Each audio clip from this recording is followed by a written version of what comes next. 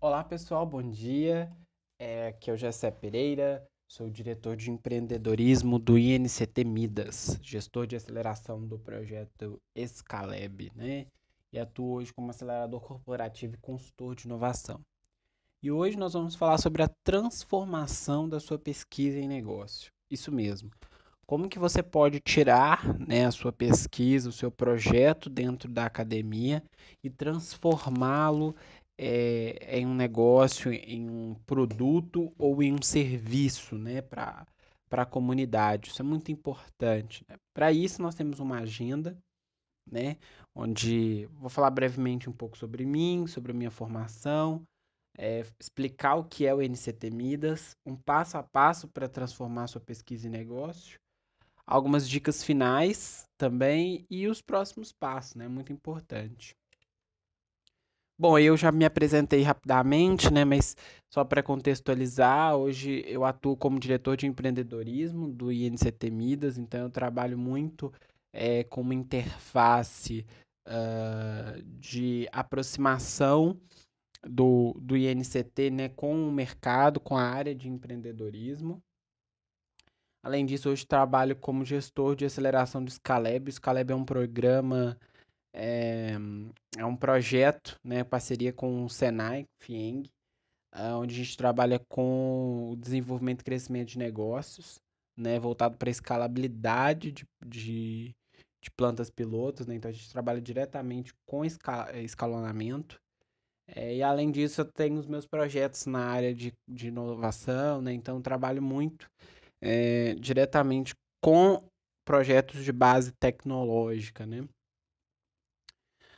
E o que é o NCT Midas, né? Para contextualizar para vocês, o NCT Midas é um projeto, né, dentro do programa Institutos Nacionais de Ciência e Tecnologia, do CNPq, que tem o objetivo de desenvolver ciência, né, aplicada nas áreas de química, engenharia, materiais e processos. O INCT Midas, ele também propõe um programa intenso, né, de formação empreendedora, tanto para jovens, como a gente tem um programa específico para formação empreendedora em química para alunos do terceiro ano, até o objetivo de disseminar a mudança do mindset do nosso corpo, de mestrandos, doutorandos e pós-doutorandos. Então, esse é o que constitui a NCTMIDA. São projetos em vertentes de tecnologia, educação e empreendedorismo. O contexto que a gente tem hoje, né, é quase que uma rivalidade, pesquisa e negócio, né? A gente muitas vezes não coloca na balança esses dois pontos, né? Pesquisa acadêmica que é desenvolvida, ela tem um intuito de formar, de desenvolver cientificamente, tecnologicamente a sociedade, mas dificilmente a gente vê essa conversa, né, entre a pesquisa e o negócio. E todas as vezes que eu me juntei a, a centros, a iniciativas que coloquem esses dois players, né, para conversar, a gente sempre vê muito ruído. A pesquisa sempre tem um lado muitas vezes mais cauteloso, mais criterioso, define muito mais os processos, as etapas, um prazo às vezes maior para a realização das atividades, e a gente vê o negócio sempre muito ágil, sempre querendo tudo muito para ontem e acelerando, às vezes, coisas da pesquisa que não há possibilidade de serem aceleradas. Então, é quase um trade-off, né? A gente vê muito isso dentro dessas conversas. Existe pouca a proximidade entre esses dois players. Só que por mais engraçado que seja, apesar desses dois serem muito terem essas divergências, os dois, quando a gente senta e conversa individualmente, né, conversa com os pesquisadores, o que vocês querem? Querem investimento, querem o mercado mais próximo. E quando eu converso com as grandes corporações, o que elas querem é pesquisa, elas querem desenvolvimento, elas querem P&D, e isso soa até controverso, né? Porque quando a gente coloca os dois para conversar, a gente vê extremamente atritos, divergências, mas quando a gente analisa isoladamente, um precisa do outro para se desenvolver. Então, acho que essa é uma análise muito interessante para a gente poder fazer desses dois pontos, né? Pesquisa e negócio. E eu acredito muito que os dois lados eles precisam caminhar de forma conjunta para que a gente consiga atingir os objetivos, né, de ambas as partes, né, de desenvolver mais pesquisa, de colocar mais pesquisa no mercado e ao mesmo tempo o mercado evoluir, se diferenciar e inovar. Porque sem as pesquisas, os negócios dificilmente conseguem inovar. E sem o investimento, muitas vezes a pesquisa não consegue evoluir. Então, para que os dois consigam atingir seus objetivos, eu acredito que é fundamental a gente se alinhar, né? Como que a gente pode fazer esses dois players sentarem e conversarem bonitinho sem atrito? Ou como a gente pode entender os interesses de cada um dos lados para que a gente consiga se desenvolver. E aqui a gente vai falar estritamente da pesquisa, né? Como que a gente pode transformar essas pesquisas em negócio. E eu quero trazer uma vertical muito próxima do que eu vejo no meu dia a dia como acelerador corporativo, quando eu convido pesquisadores para fazerem bancas de avaliação dentro de grandes corporações, e muitas vezes os pesquisadores não conseguem traduzir o seu negócio, mostrar o seu negócio para equipes de negócio. Tem muita dificuldade em expor isso. Eu acho que é nesse ponto que eu quero abordar aqui, né? Como que a gente pode realmente transpor essa barreira até mesmo de linguajar, de conceitos que o mundo business fala e que a gente pode traduzir e aproximar da nossa realidade hoje. Bom, a primeira etapa, acho que de tudo que a gente precisa falar é de dor de mercado. Por quê? Quando a gente fala de uma pesquisa, muitas vezes a gente já conceitua, né, os nossos objetivos, sejam os objetivos específicos dentro da nossa pesquisa, seja uma dissertação, seja até mesmo um trabalho de conclusão de curso, a gente delimita muito bem qual o foco da nossa pesquisa, qual que é o objetivo que a gente está esperando, só que muitas vezes a gente não tem uma visão mercadológica daquela dor, né, que a gente está trabalhando, daquela dificuldade ou daquele conceito que a gente quer trabalhar. A gente definiu uma linha de conceitual para ser trabalhada, mas a gente não teve essa visão mercadológica, né? Eu acho que esse é o primeiro passo. Então, se você quer transformar sua pesquisa, que está ali com conceitos, com teorias, o primeiro passo é como que eu vou transpor, né? Como que eu vou mudar de uma dor individual, ou às vezes até de uma linha específica, e vou transformar isso em uma dor de mercado.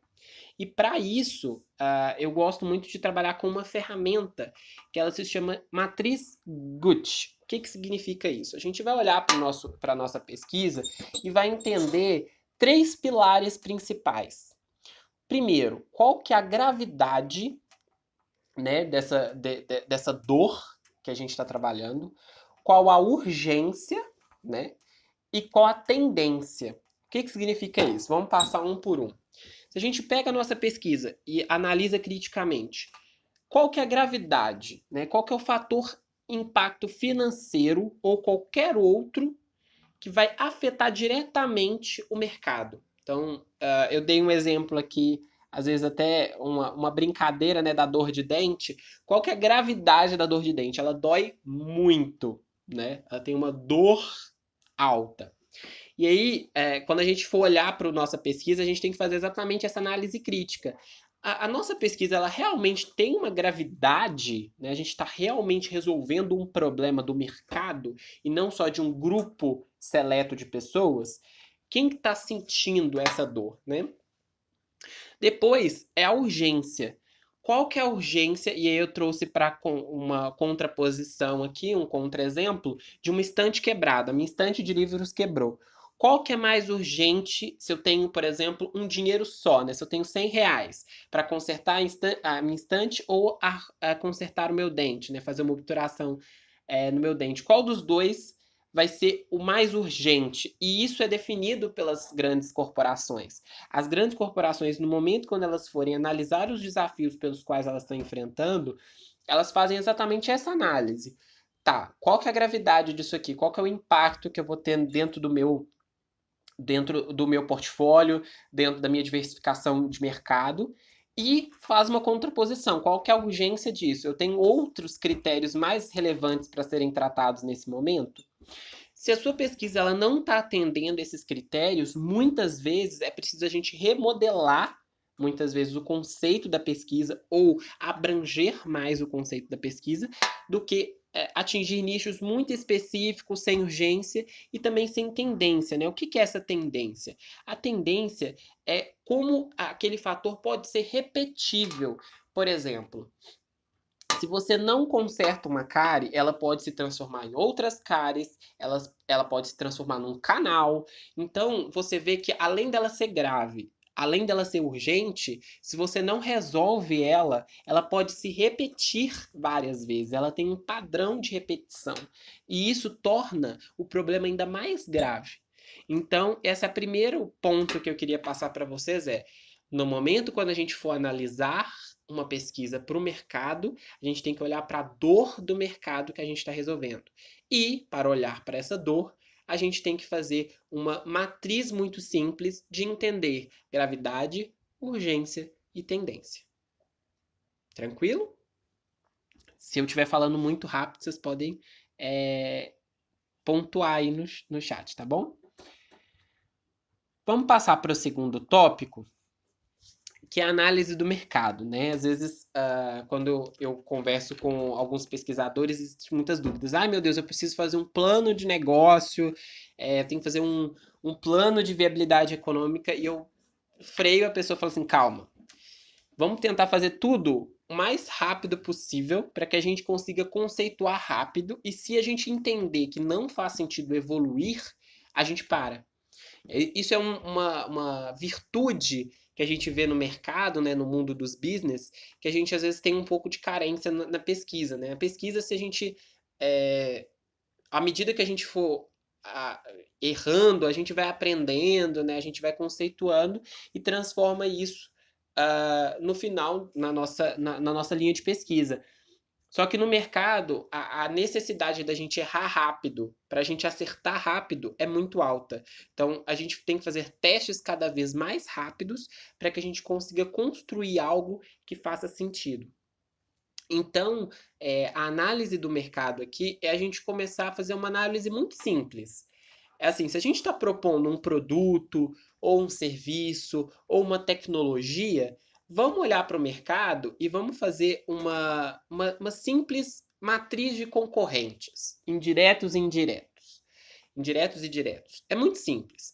Se a gente já analisa o conceito da nossa solução, fala, vamos entender quem que faz isso, se ela já tem uma tecnologia, onde que é, como que funciona, se já tem um preço, quais são as vantagens e desvantagens quando comparado ao seu produto ou serviço.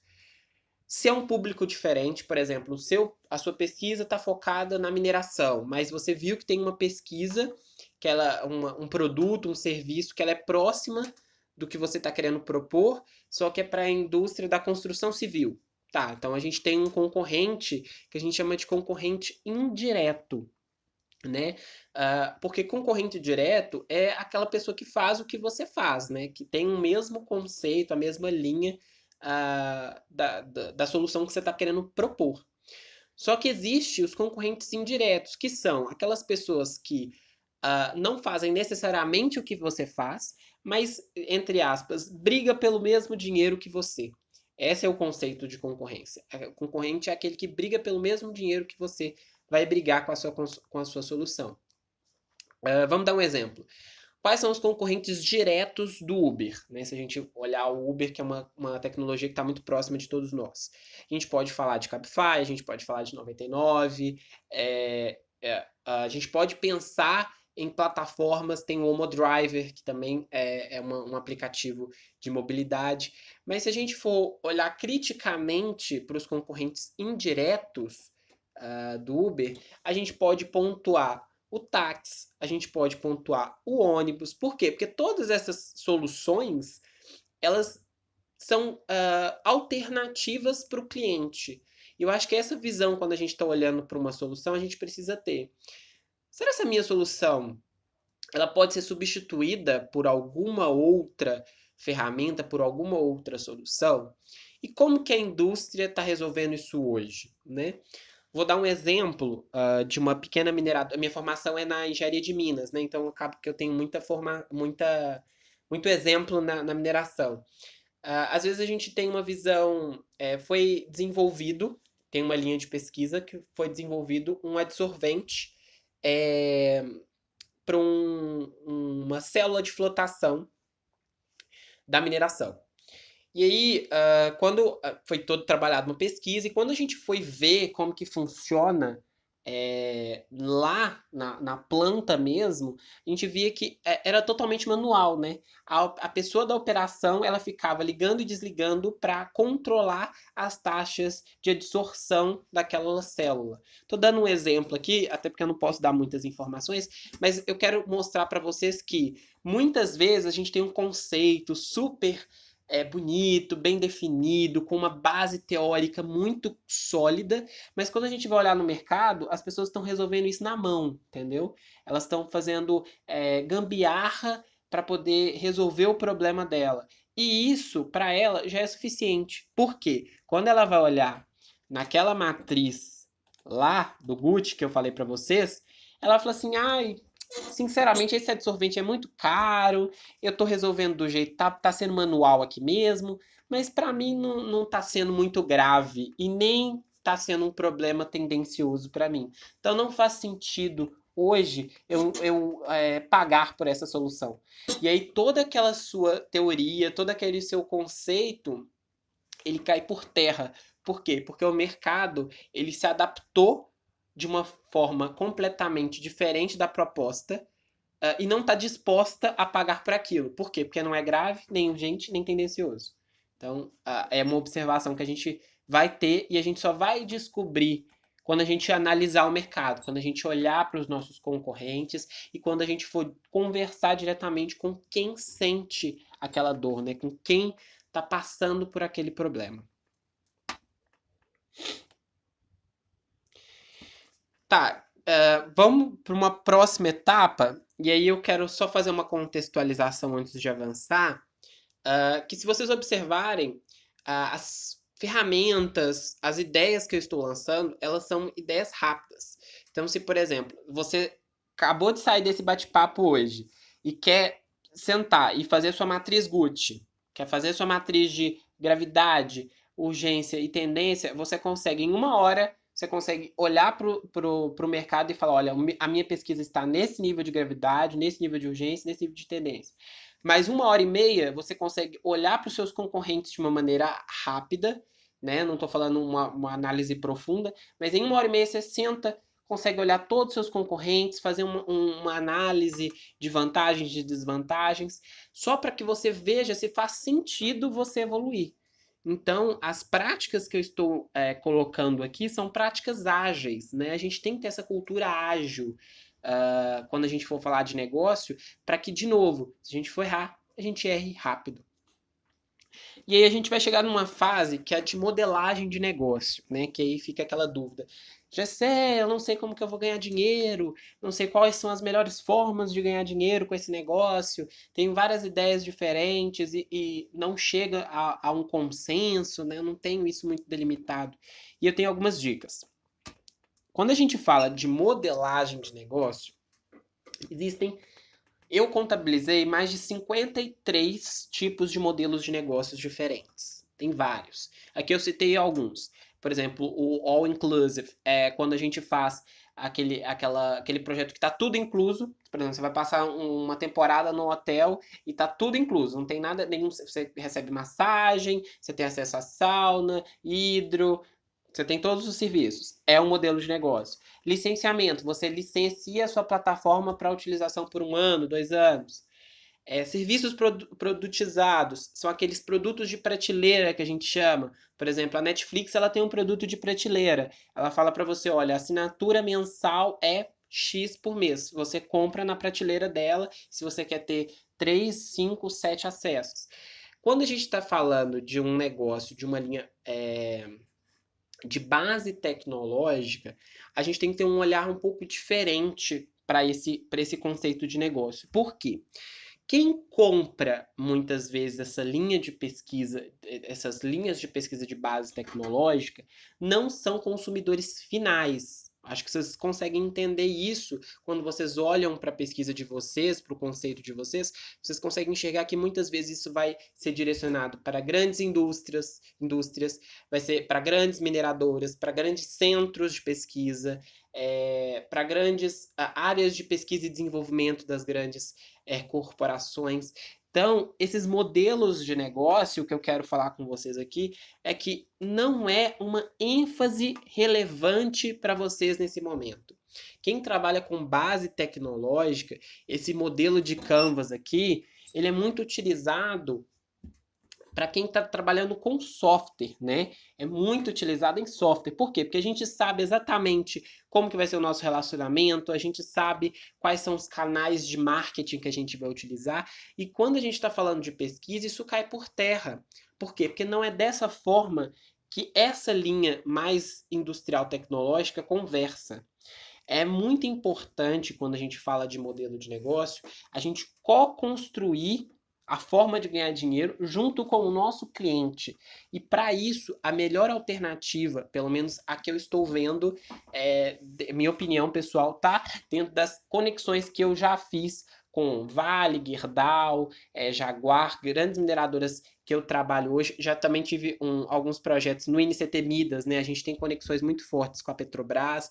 Então, todos esses projetos que a gente tem sentido, a forma de ganhar dinheiro ela é muito definida a partir da conversa que você tem diretamente com aquela indústria. Então, ela já delimita como que é a forma de pagamento, como que ela vai preferir pagar pelo seu negócio, se ela vai querer fazer uma transferência tecnológica ou não, ela quer que você realmente crie um negócio e seja uma das fornecedoras de serviços para ela.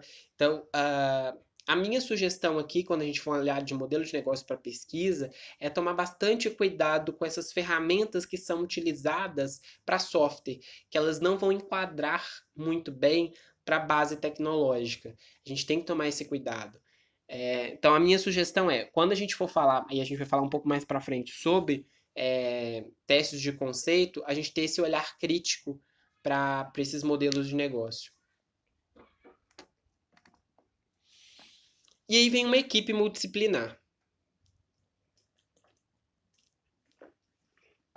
E por que eu decidi trazer equipe multidisciplinar?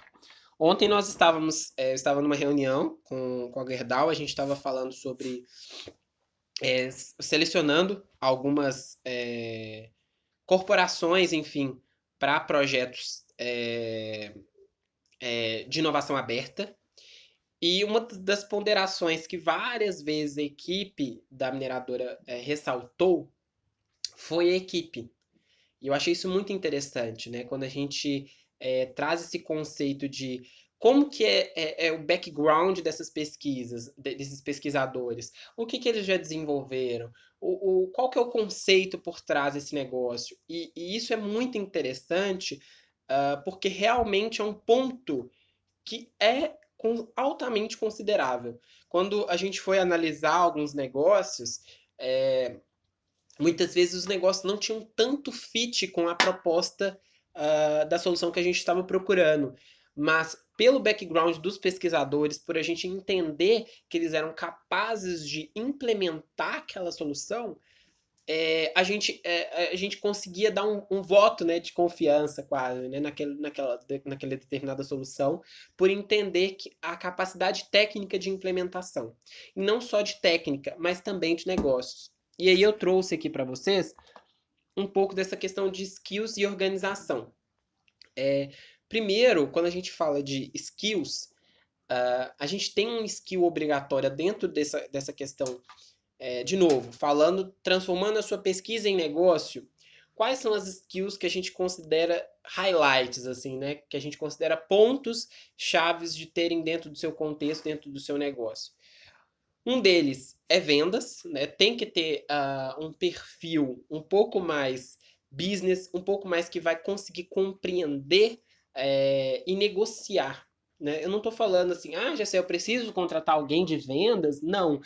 Muitas dessas skills a gente tem que entender que habilidades podem ser desenvolvidas. Então, meu ponto aqui de atenção é, se você quer transformar sua pesquisa em negócio, é muito importante que você tenha conhecimentos de negociação, que você saiba como comunicar com diferentes stakeholders, que o pilar de comunicação ele tem que ser um ponto chave dentro da sua pesquisa, porque ele vai ser um dos pilares de comunicação direta com esses stakeholders. Então, ter esse conhecimento maior assim de vendas, de aplicação é fundamental. E é claro, o conhecimento técnico do negócio, né? E aí eu não preciso entrar muito em detalhe, porque vocês detêm o conhecimento técnico, né, do negócio. Mas não adianta ter somente o conhecimento técnico do negócio. Para que a gente consiga evoluir a solução de vocês e colocarmos ela no mercado, é muito importante que a gente tenha essa consciência de skills necessárias para a implementação no mercado. E vendas é um desses pilares. Ah, é interessante você ter alguém do marketing?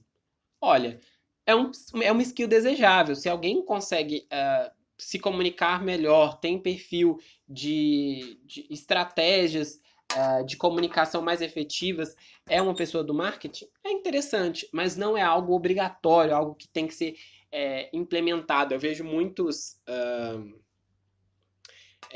pesquisadores, no momento quando a gente vai fazer essa conexão, né, com as indústrias, enfim, com os mercados, ficam muito desesperadas, né? Ai, meu Deus, eu preciso de uma identidade visual, ai, eu preciso de uma logo.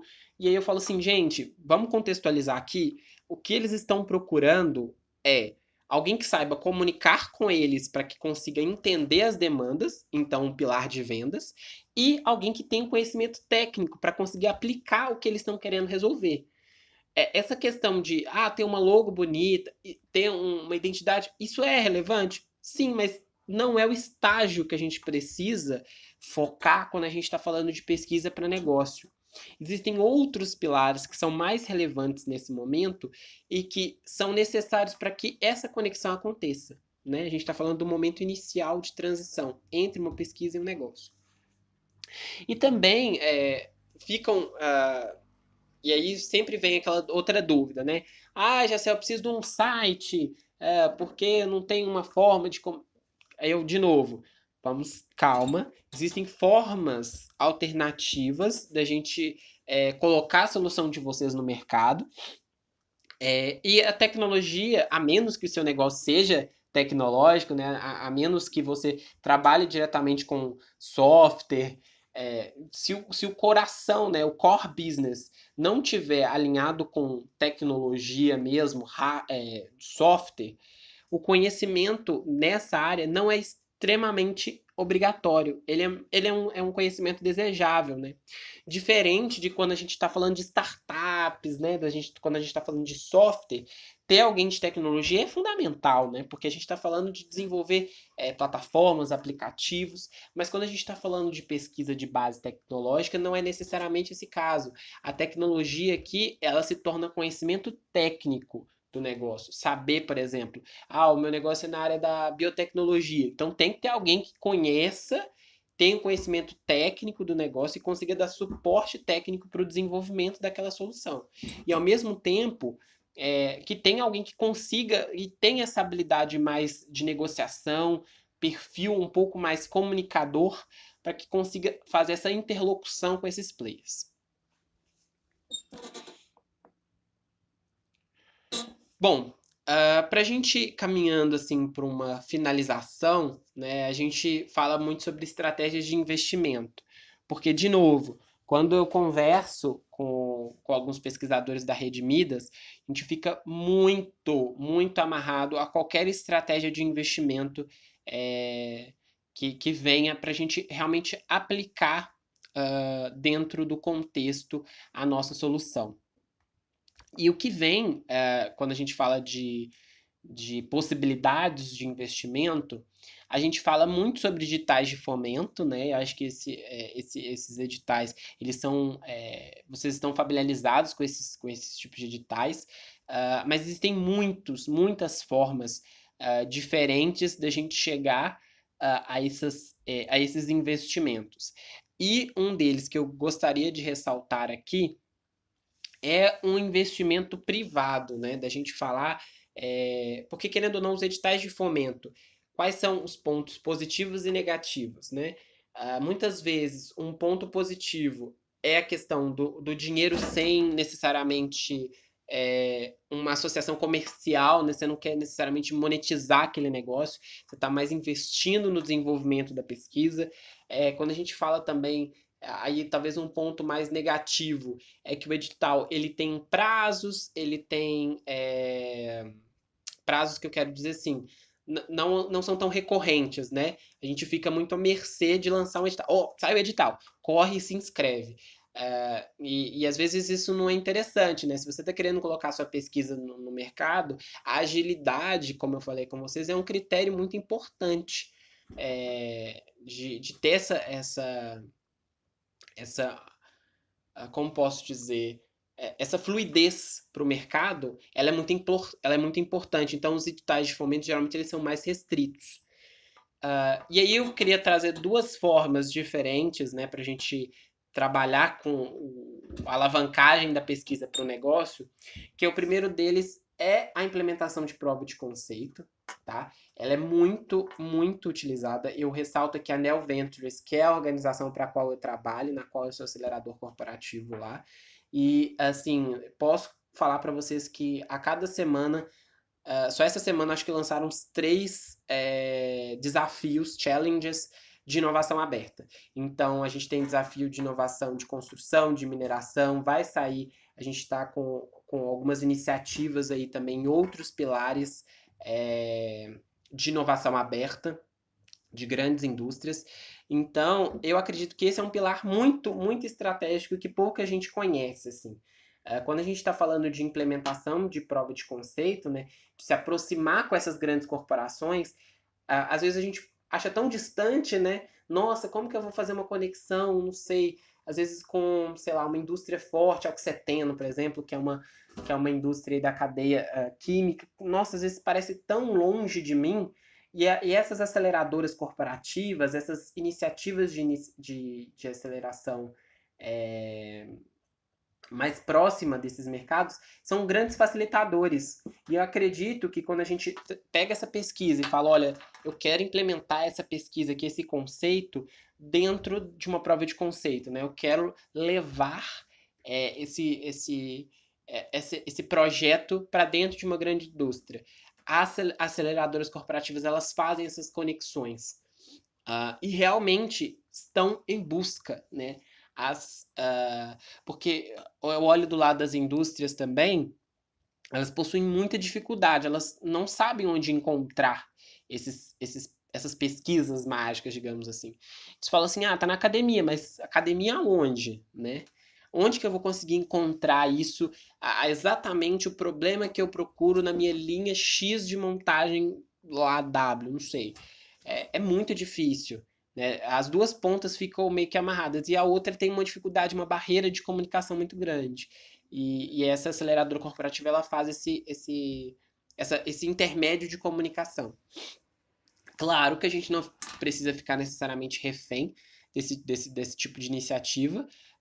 Existem formas, sim, da gente se conectar com essas grandes indústrias. Uma delas que eu cito, que é muito pouco utilizada aqui no Brasil, que pode ser muito mais explorada, é o LinkedIn. É uma rede social para empresarial e é uma forma de, sim, conexão com essas grandes corporações. Então, se a gente busca, por exemplo, perfis estratégicos, né? O gerente de inovação, não sei, da Vetor AG, gerente de inovação da ArcelorMittal, e conversa e apresenta os conceitos da solução, eu acredito muito que este é um pilar de implementação de prova de conceito, sabe, das pesquisas. E eu também vejo uma iniciativa muito legal de implementação por meio de rede de investidores anjo. E aí aqui cabe uma atenção, né, um ponto especial da gente falar, é o seguinte, não adianta procurarmos investidores anjos de linhas de investimento software, né? Existem linhas de investimento específicas para a base tecnológica, e aí eu cito aqui a Antera, por exemplo, que ela é específica para essa linha de investimento anjo para a base tecnológica. Por quê?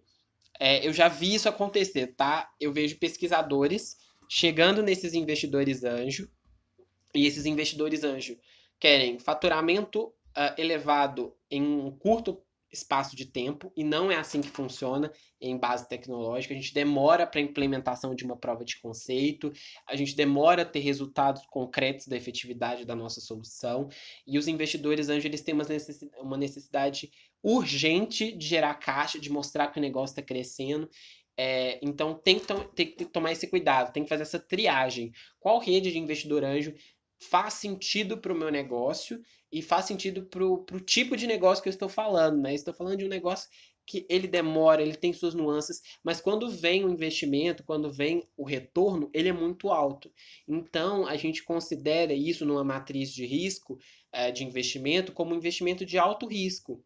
Por quê? Porque, primeiro, a gente está falando de um aparato extremamente técnico, então não são todas as pessoas que têm detrimento e conhecimento técnico para falar sobre aquele assunto, e também por demorar muito tempo para provar o seu conceito, né, de propósito de solução. Então, isso confere ao investimento anjo um risco muito elevado. Então, a gente precisa conversar exatamente com os investidores que realmente façam sentido para o contexto que a gente está trabalhando. Eu falei muito isso durante todo o conteúdo, né? Na corrida para o sucesso é muito importante errar muito, errar rápido, errar barato. E eu acredito que essa experiência, né, de da gente levar isso para o mundo da pesquisa é um grande desafio. E eu que já tive contato com muitos pesquisadores sei de como a aplicação de testes é muito mais demorada. A gente fala de um outro contexto muito diferente de software. Então, eu sei o quão é difícil a gente implementar isso. Nossa, precisa errar muito, errar rápido, errar barato. Só que quando a gente está falando de escala industrial, a gente pode duplicar em 2 vezes o custo, a gente pode duplicar 2 vezes o tempo e a gente pode replicar 2 vezes o custo de um erro alto. Então, eu acho que é um mindset que a gente precisa ir colocando nos pesquisadores, né, ter essa consciência. É, mas eu acho que é um processo, né? A gente está aqui para conversar, para entender muitas vezes como a sua pesquisa pode se enquadrar ou não em determinado negócio. Já vi muitas vezes, eu me recordo agora de um projeto que a gente tocou no Midas, que é o P4Tree, eu não sei se vocês conhecem, a gente trabalha com absorção de fósforo da urina, e a gente tinha uma visão de negócio. Então, o conceito do produto estava feito, testes elaborados, conceitos. E a gente já tinha saído da escala de bancada, a gente já estava num piloto rodando aqui em Belo Horizonte, no carnaval, inclusive, para a absorção da urina do pessoal durante a folia. É um projeto muito bacana depois, que nasceu aqui dentro do INCT. Depois, se vocês quiserem saber mais, vai ser um prazer compartilhar. Mas quando a gente foi colocar isso no negócio, né, analisar criticamente, tá, como que eu vou monetizar isso aqui, a gente enxergou um player completamente diferente, porque a gente estava muito focando em, não, isso aqui vai servir muito bem para uma linha industrial, para grandes indústrias, vamos conversar com essas indústrias para instaurarem isso dentro das suas fábricas. E o governo se interessou por uma política dessa, né? Olha que legal. O governo olhou e falou: olha que bacana, isso tá, por exemplo, no meu carnaval, eu tá passando a mensagem de preservação ambiental e ao mesmo tempo gerando recursos, e aí o fertilizante elaborado durante o carnaval ele foi destinado para um outro órgão público que é o Parque Zoobotânico aqui da região de Belo Horizonte. Então a gente já fez um destino dentro da própria rede municipal através da solução P4Tree. O investimento veio do governo. Então eu acho que isso é o legal das pesquisas, né? A gente às vezes tem uma visão específica, uma visão de negócio, e quando a gente vai realmente colocar no mercado a forma, a percepção é muito diferente. Então, por isso que eu falo muito sobre errar rápido. Então, não esperar muito tempo para colocar isso no mercado. A gente coloca no mercado, testa. Se for para errar, a gente vai errar, mas se for para acertar, a gente erra grande, mas vai errar rápido para aprender e implementar de novo. Acredito que esse é o contexto, né, dessa transformação. É um passo a passo mesmo. Eu queria ajudar vocês. Caso alguém queira auxílio, tá precisando, tá com muita dúvida, já sei, eu não sei por onde começar, eu quero fazer meu estudo de viabilidade econômica, pode me mandar uma mensagem, pode me mandar. Esse é o e-mail que a gente trabalha com só estudo de viabilidade econômica, tá? Se alguém tiver. Nossa, eu quero muito saber se a minha pesquisa dá dinheiro. Como faz? Vamos fazer esse estudo rápido para a gente já identificar se for uma oportunidade para esse nicho de mercado, a gente já coloca para rodar, já coloca para acontecer. Vai ser um prazer ajudá-los. Novamente eu agradeço. Aqui estão as logos dos parceiros aí. Agradeço muito pelo convite de novo, em nome de todo o INCT Midas. E agora estou aberto a dúvidas. Se alguém quiser também fazer algum comentário, estou muito aberto e agradeço de novo pelo convite, pessoal. Obrigado pela oportunidade.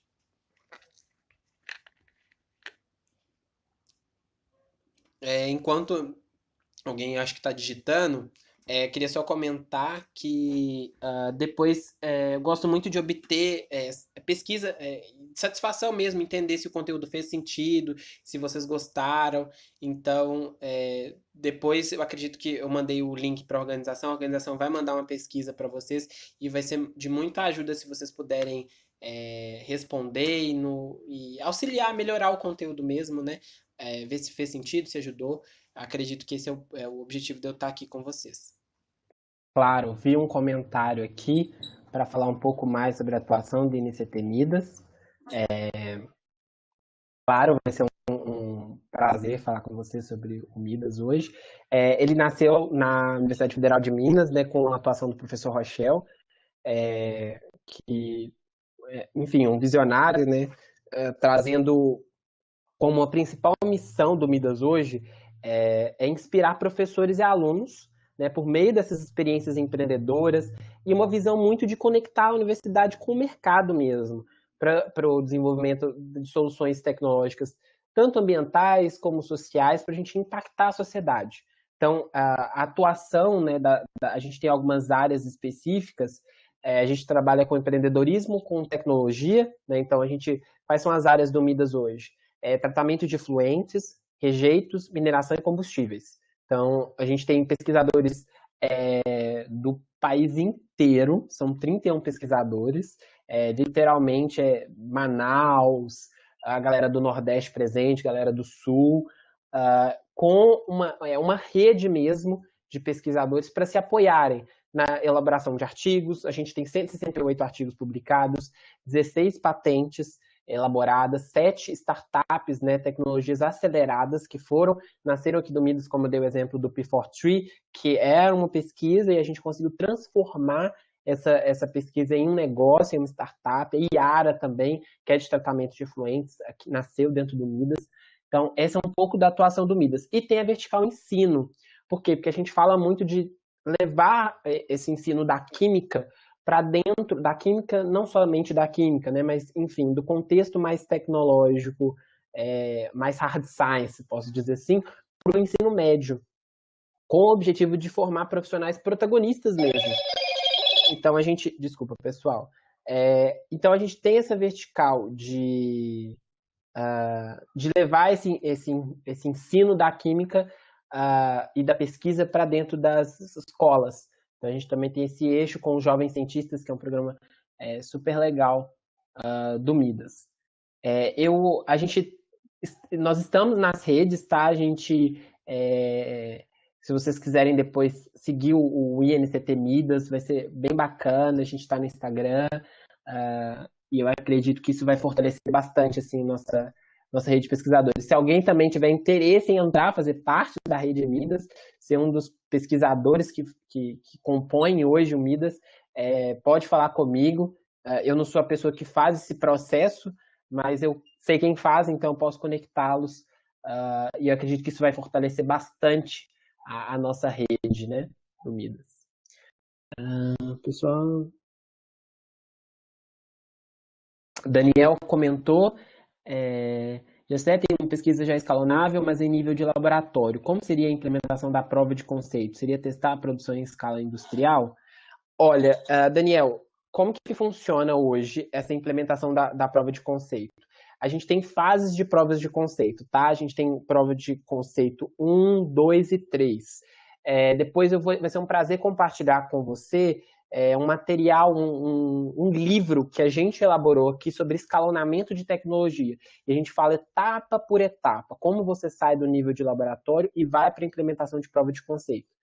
A dica principal, quando a gente está falando e aí eu vou tentar explicar mais ou menos, de como seria esse teste de produção em escala industrial, porque muitas vezes é um erro a gente pensar que a gente está numa escala de laboratório, a gente está trabalhando com, sei lá, às vezes miligramas, né, e a gente está tendo que evoluir, dar um salto para, não sei, a gente começar a trabalhar em quilos. Isso é um erro muito grande. Consequentemente, essa prova de conceito ela vai acometer vários riscos ao desenvolvimento da solução.